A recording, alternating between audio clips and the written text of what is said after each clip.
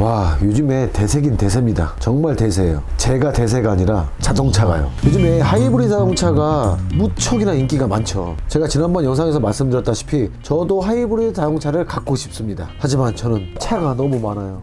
제 생각이 여러분 생각과 다를 수도 있겠지만 저는 개인적으로 지금은 하이브리드 시대인 것 같아요. 하이브리드 자동차는 장점도 무척 많죠. 내연기관 자동차와 그 동력의 결합이죠. 두 가지의 동력원을 갖고 움직이는 자동차입니다. 그로 인해서 미세먼지 및 온실가스 배출량이 낮아서 환경에 나쁜 영향을 주는 그 영향이 감소합니다. 전기차라고 친환경이라고 볼 수 없잖아요. 또한 하이브리드 자동차는 특정 구간에서 전기 모터를 사용하기 때문에 연료 소비도 절약할 수 있는 장점이 있습니다. 친환경성, 연비 향상, 성능 향상, 편의성 제공. 하이브리드 자동차는 일반 내연기관차와 다르게 좋은 장점들이 많이 있죠. 단점으로 꼽자면 내연기관 자동차에 비해서 가격이 비싸죠.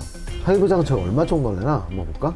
그랜저로 봤을 때 출고가 자체가 내연기관 자동차는 3,700만원 선이면 하이브리드는 4,200부터네요. 금액에서 차이가 확연하게 나네요. 하이브리드 자동차를 검색만 해도 그 많은 키워드들이 발생합니다. 그것을 자세히 보게 되면 하이브리드 자동차, 하이브리드 자동차의 뜻, 하이브리드 자동차 원리, 하이브리드 자동차 충전, 하이브리드 자동차 단점, 하이브리드 자동차 혜택, 추천, 자동차세, 배터리, 연비, 모터의 수명, 배터리의 수명 등등등 그 하이브리드 자동차의 관심사가 엄청나게 많은 것 같습니다. 그래서 오늘 영상은 그런 키워드 중에서도 가장 많은 검색량을 찾았던 부분이 있는 것 같아요. 자동차 정비사 입장에서 봤을 때 눈에 띄는 두 가지 키워드가 있었습니다. 하이브리드 자동차 배터리의 수명, 하이브리드 모터의 고장이 나나요? 안 나나요? 그렇게 댓글로도 많이 질문들을 하시더라고요. 그래서 오늘 그 두 가지를 이야기를 한번 해보려고 합니다. 하이브리드 자동차 같은 경우는 내연기관 자동차 부분은 기존의 내연기관을 운행하시는 관리하는 방법 그대로 관리를 하시면 되겠죠. 부품 내구성도 상당히 좋아졌기 때문에 그 내연기관 부분도 쉽게 고장이 나거나 큰 문제를 발생시키는 확률은 매우 낮아졌습니다. 자, 그렇다면은 하이브리드 자동차 과연 우리가 걱정을 해도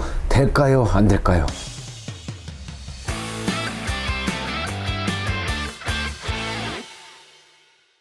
하이브리드라고 하기는 조금 애매모호하긴 하지만 어쨌든 하이브리드란 단어를 갖고 나온 우리나라 최초의 자동차의 경우 지금까지 엄청나게 큰 문제를 발생시킨 적이 없습니다. 제가 모터를 제작하거나 그런 엔지니어가 아니기 때문에 어떤 방식으로 만들었고 어떻게 제작했고 어떤 부품을 사용했고 그런 부분은 모르겠어요. 저는 정비사잖아요. 수명 동안 언제까지 어떻게 사용할 수 있다고 명확하게 말해놓은 자동차 제작사는 없는 걸 알고 있습니다. 그렇기 때문에 언제 고장이 날 거라고 말씀드리기 어려워요. 하지만 오늘 영상에서 제가 말씀드리고 싶은 부분은 신차일 때가 아닙니다. 전기차의 중고차 구매력은 많이 떨어지는데 하이브리드 자동차의 경우 중고차를 검색해서 구매를 하시려고 생각하시는 분들도 많이 계신 것 같아요. 근데 그런 분들이 주행거리가 많을 경우 큰 돈이 들어가는 거 아닌지 걱정하시는 분들이 많이 계시더라고요. 하이브리드 자동차의 장점 때 모터의 경우 내연기관 자동차에 비해서 부품 수가 적습니다. 또한 모터는 고장이 잘 안 나요. 조금 다를 수도 있겠지만 우리 집에 있는 선풍기, 논에 있는 양수기, 뭐 드럼 세탁기, 청소기, 에어컨, 냉장고 모터가 안 들어가는 부분이 없죠. 곰곰이 잘 생각해보면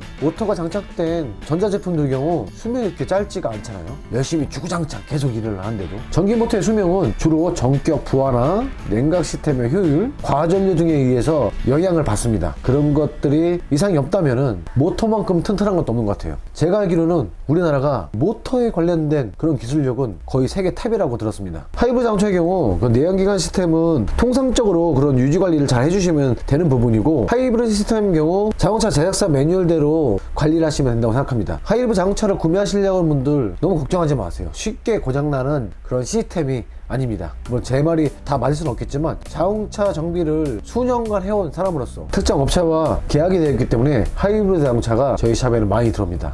신차부터 주행거리가 10만 킬로가 넘고 20만 킬로 가까이 탄 차들도 무척 많이 들어오죠. 그런데 고장은 대부분 다 내연기관 쪽에서 문제가 발생을 하고 하이브리드 시스템은 문제가 있어서 무엇을 의뢰하신 분들은 없어요. 정말 없어요. 물론 문제가 아예 없다고 말씀드릴 수는 없겠지만 하루에도 저희 샵에는 하이브리드 자동차가 5대는 들어옵니다. 제가 관리를 하고 있는 자동차가 있기 때문에 뭐 바닷가 모래알을 다 세봐야지 바닷가 모래알 개수를 알 수 있는 건 아니잖아요. 저는 제 샵을 기준으로 확률적인 부분을 말씀을 드리는 거예요. 일반 정비업소에서 만나는 하이브리드 양보다 많기 때문에 제가 체감을 하고 있습니다. 하이브리드 자동차의 경우 지킬 것만 지켜주면 됩니다. 그 지켜야 될 부분들도 자동차 제작사에서 매뉴얼에 다 포함시켜줬어요. 하이브리드 자동차를 전기 자동차와 가끔 가다가 헷갈리시는 분들 계시더라고요. 의외로 많습니다. 전기 자동차는 차량 추진을 위한 동력원으로 구동 축전지만을 사용하는 전기 자동차입니다. 하이브리드 자동차는 추진을 위해 두 종류 이상의 다른 동력원을 가진 자동차입니다. 혹시라도 헷갈리시는 분들 두 개는 다른 겁니다. 하이브리드 차량의 경우 다양한 기본 구조들이 있습니다. 직렬 하이브리드, 병렬 하이브리드, 동력 분할 하이브리드. 그런 종류는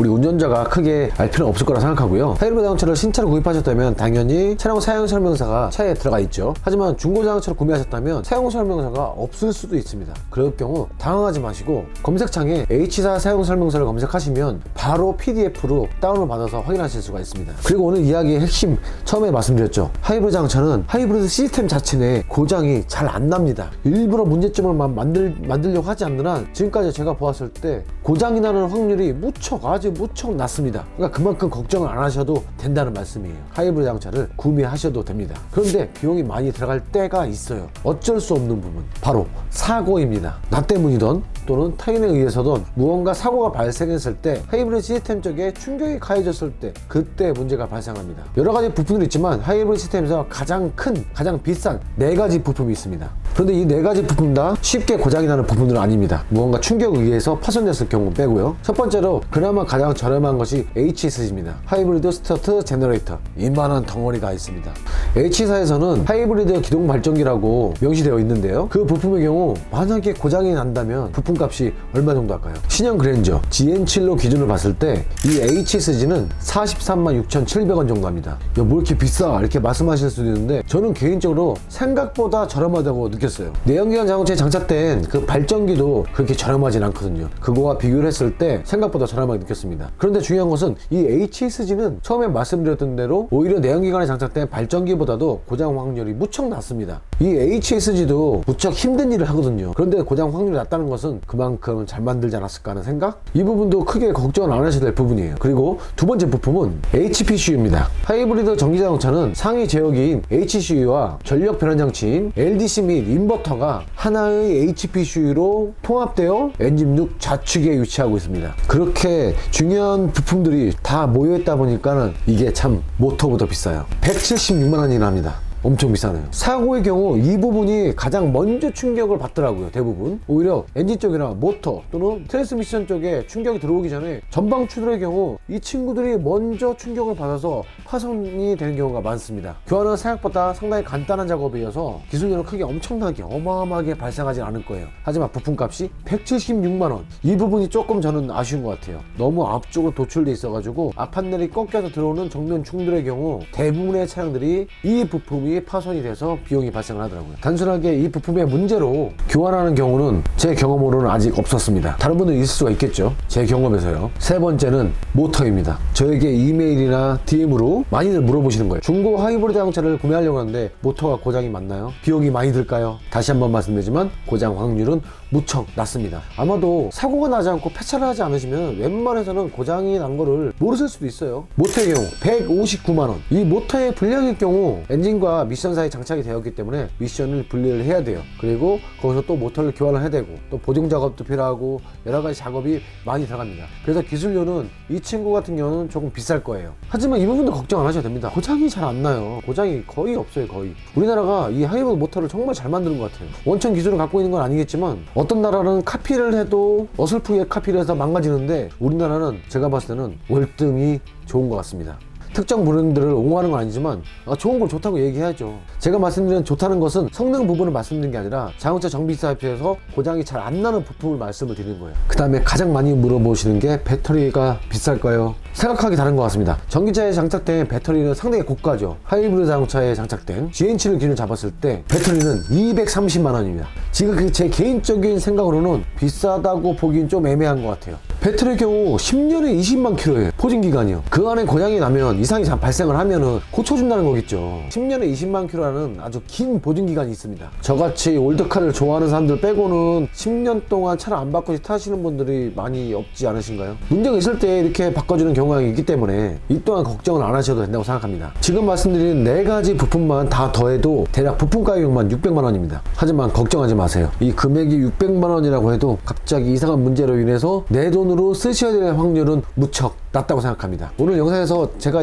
드리는 이 말씀은 하이브리드 자동차를 갖고 싶은데 걱정하시고 고민하시는 분들을 위해서 말씀드리는 거예요. 쉽게 고장이 나지 않습니다. 내연기관 쪽에 문제가 생겼으면 생겼지 하이브리드 시스템 쪽에서는 걱정하실 정도의 문제는 발생하지가 않습니다. 저는 그래서 이 하이브리드 자동차가 전기 자동차보다 더 대세고 더 좋다고 생각하는 사람 중에 한 명입니다. 하이브리드 자동차를 구매하시는 분들한테는 제가 꼭 당부의 말씀을 드린다면은 자차 보험을 꼭 가입하셔야 된다고 생각합니다. 2달 전에도 2년 된 자동차인데 보험을 갱신하실 때 자차 보험을 빼신 거예요. 그러던 중에 사고가 났어요. 하필이면 운전석 쪽 방향으로. 그쪽에 값비싼 부품들이 많이 쏠려있다고 말씀드렸었죠. 하이브리드 모터에 트랜스미션에 하이브리드 컨트롤 모듈에 그 값비싼 부품들이 다 파손이 되는 바람에 엄청난 금액이 발생했습니다. 하이브리드 자동차라면 자차 보험을 꼭 잊지 말고 꼭 클릭하세요. 하이브리드 자동차를 중고차를 구매하실 예정이시라면. 그렇게 큰 고장으로 인해서 주머니를 털어가는 경우는 극히 드물 수가 있습니다. 물론 전 차주가 차량 관리를 잘 했다는 그 가정하에요. 20만 킬로가 넘은 하이브리드 자동차의 경우는 고민을 한 번 정도 해보실 필요성도 있다고 생각합니다. 자, 이렇게 오늘은 하이브리드 자동차에 대해서 이런저런 이야기를 해봤습니다. 저희가 하이브리드 자동차에서 준비하고 있는 콘텐츠가 있어요. 하이브리드 자동차를 중고차를 구매하셨어.